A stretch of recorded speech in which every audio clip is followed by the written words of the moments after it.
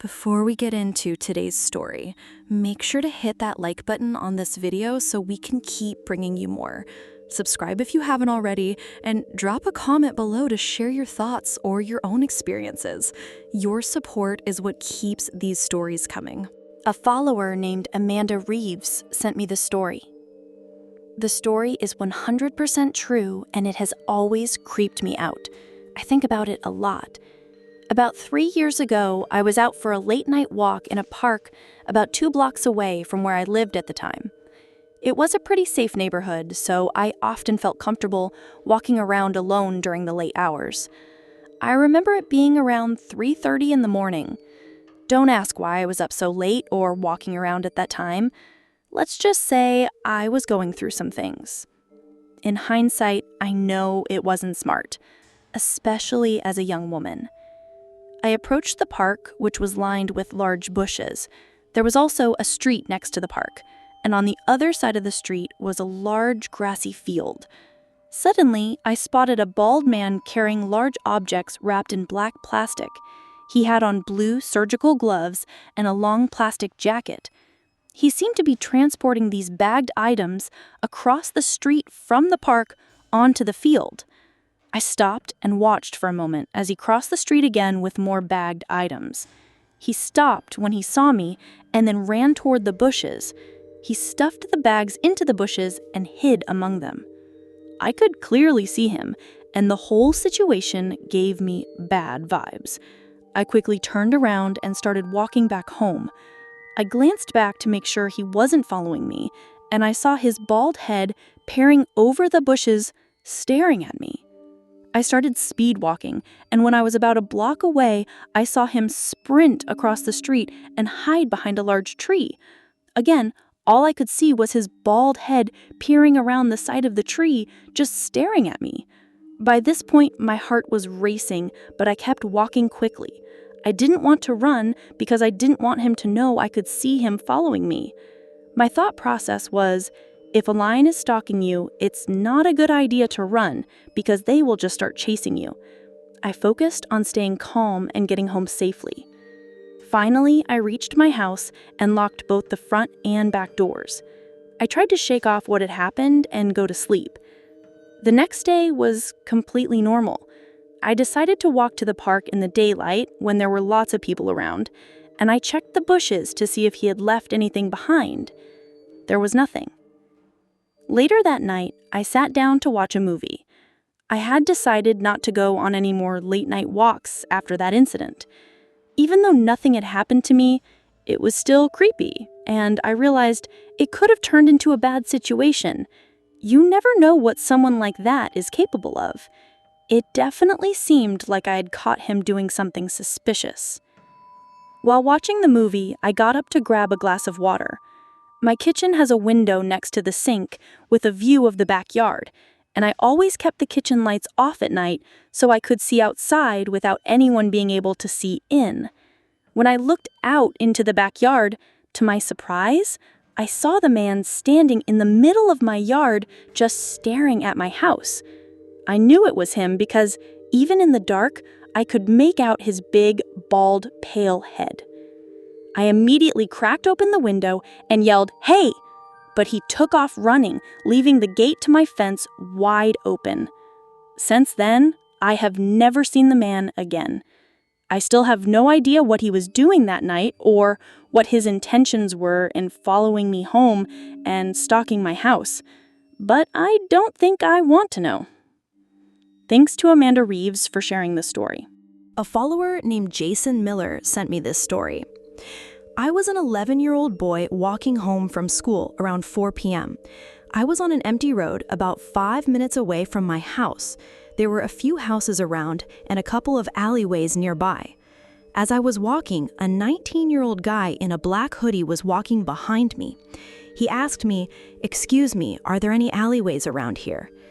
Now, I was a clueless 11-year-old and didn't see that as a suspicious question. I thought maybe he wanted to use it as a landmark to remember where he was going. I pointed one out that was very close by and continued walking along. About 10 seconds later, I felt an explosion of pain at the back of my head and was grabbed and frog-marched toward the alley. I realized that he had sucker punched me, and even as I was being dragged, I remember thinking, this must be some kind of joke. When we got into the alley, there were fences on each side with stone posts. I was sobbing, and he must have wanted to shut me up because he pinned me against the fence, grabbed my head, pressed it against the stone post, pulled it back, and said, "Just close your eyes." He then shoved my head toward the stone pillar in an attempt to knock me out.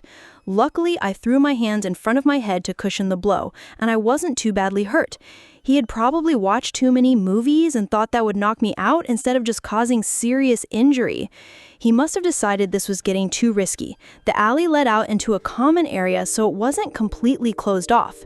He simply walked away, and I ran back home. The police were called, and last I heard, he tried to do the same thing to someone else. This time, the child's father saw him and sat on him until the police arrived. No joke. I think we all know what his intention was. Thanks to Jason Miller for sharing this story. A follower named Marcus sent me this story. In 2014, I moved to a quiet town in the northeastern United States. I had just started dating someone, and although we weren't living together, we saw each other often. Most nights I was alone, which suited me fine. One of the first things she told me was that my old hand-me-down furniture had to go. She was right. It was time to get real furniture. I found a few pieces at thrift stores, but garage sales became my main source for furnishing the place. One Saturday, I stopped at a sale looking for kitchen items and noticed the seller had unusual things, statues, relics, and artifacts from different cultures. He told me that he and his son used to collect them during their travels, but his son had moved to Japan and didn't plan to return. The man assured me they were all replicas, but I didn't care. I loved strange objects, and these would fit perfectly on my shelves. While I was browsing, an elderly woman approached, saw one of the items, and suddenly flipped the table over. She claimed the symbols on the rock were cursed and against her religion. She was shaking and crying. I calmed her down and walked her to her car, telling her I would return the item, even though I had no intention of doing so. Later, I came back and bought almost everything for about $70. That night, I was on the phone with my girlfriend, proudly telling her about my finds. She congratulated me, but also scolded me for buying random things I didn't need. We stayed on the phone until after midnight, and I was just getting into bed when I heard a door shut somewhere inside the house. Still on the call, I told her I was going to check it out. She warned me to be careful, but I assumed it was just the wind or pressure slamming a door. As I went downstairs, she reminded me of the old woman's warning. I laughed at the idea of a curse, until I heard a voice coming from the living room. It was soft, trembling, and repeating the word "no" over and over. My stomach dropped when I recognized the voice. It sounded exactly like the woman from the garage sale. I stayed out of sight and texted my girlfriend to call 911. When I finally looked around the corner, I saw her kneeling in front of my bookcase, rocking back and forth, whispering the same word. I didn't say a word to her.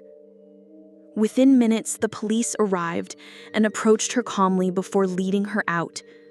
She shouted that my house was cursed and she was there to exorcise it. Later, I learned she suffered from multiple mental health conditions and had no family or friends. She lived alone, wandering the area. I never saw her again, but the thought of her still being out there is unsettling. My girlfriend's quick call to the police might have kept the situation from turning dangerous. For the record, she is now my wife. As for the relics and statues, they are still in my home today. If they really are cursed, I guess I am still waiting for the bad luck to show up. Thanks to Marcus for sharing this story. A follower named Rachel Turner sent me this story. To give some background, this happened a long time ago when I was about 19 years old. I'm now in my early 30s. I had just moved from New Mexico to California and was living in the San Diego area. I got a job at a grocery store, and my eye doctor's office was close to it. I had started seeing the eye doctor for contact lenses and glasses. My eyesight had always been extremely bad, so I would go often for refills and checkups. Maybe I overreacted, but to this day, the memory still pops into my head and creeps me out. The doctor looked a lot like the actor Lawrence Harvey from The Human Centipede 2, a heavy-set, older, bald man with piercing eyes. After about 2 visits, one day I walked in for an eye exam. He had me sit down on the chair, rolled up to me on his wheeled stool, placed the large lens-switching machine onto my face, and had me lean forward. He started making small talk, asking how old I was, what I did for work, and so on. But as he spoke, I noticed he was getting uncomfortably close. Then he placed his free hand on my thigh and just left it there. At one point, I said something, and he responded, "Oh, I see, very good. Well, you're a handsome guy, so not surprising." That comment made my skin crawl. After I left, I booked my next appointment at the front desk and went home. Later that week, I got a text message from a number I didn't recognize, saying, "Hi, this is your doctor from the eye care office. Your contact lenses are ready for pickup." I assumed it was the office and responded, "Oh, okay, thanks." But then the number replied with something along the lines of, "Yes, so what are your plans this weekend? Would you like to come over and play some pool? I also have a swimming pool." At that point, I responded with, "No thanks," and I never went back to that doctor's office. I just felt weirded out and wanted to avoid him completely. I never reported it, but I still think it was creepy. Fast forward to yesterday. I was at a mall on my own because I needed some new workout clothes. I went to an outlet mall since it had some of my favorite brands. It was raining heavily, but the place was still a little busy. I went into the last store of the day, and I noticed a man staring at me from head to toe. For reference, I'm a woman in my mid-20s. I ignored him, left the store, and put on my hood to shield myself from the rain. Even though he made me uneasy, I just kept walking toward my car. I got outside in the pouring rain, put my bags in the back seat, and got into the driver's seat. That's when I saw him again, the same man from the store, now standing right in front of my car. He had his keys in the air like he was looking for his vehicle, but he lingered near me for a minute. I thought it might just be a coincidence that he'd parked nearby, but something felt off. I started my car and began reversing. As I backed out, he looked directly through my windshield, smiled creepily, and waved at me. My blood ran cold because in that moment, I realized he had followed me out to my car.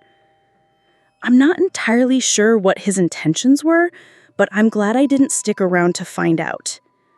Ladies, always be aware of your surroundings. Avoid going places alone, and if your area allows it, carry pepper spray. Thanks to Rachel Turner for sharing the story.